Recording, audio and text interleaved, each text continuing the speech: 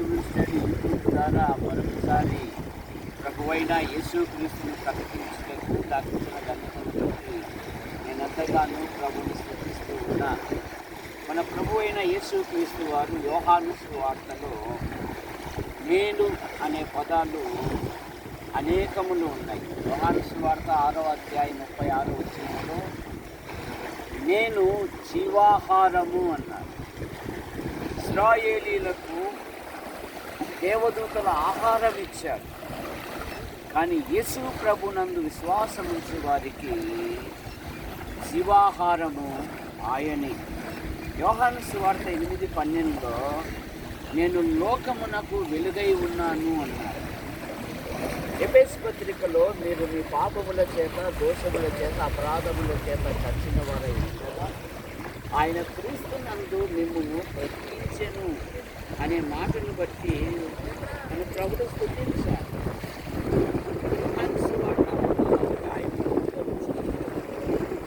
నేనే ద్వారము అన్నారు.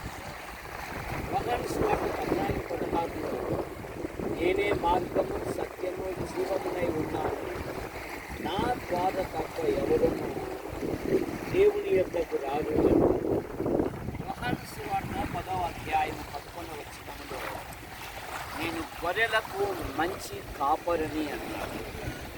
యోహాను సువార్త 11వ అధ్యాయం 25వ వచనంలో పునరుత్థానము, జీవము నేనే అన్నాడు. యోహాను సువార్త 14:6లో నేనే మార్గము అన్నాడు.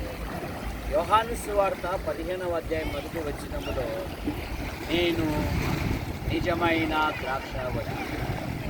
కనుక యేసుక్రీస్తునందు విశ్వాసం ఉంచడం వలన ఆయన మనకు జీవాహారముగాను, లోకానికి వెలుగుగాను, ద్వారముగాను, మంచి కాపరిగాను, మరి పునరుత్థానముగాను, ఆయన మార్గముగా ఉన్నాడు. కనుక మనం ఆయన వైపు చూస్తూ ముందుకు సాగాలి.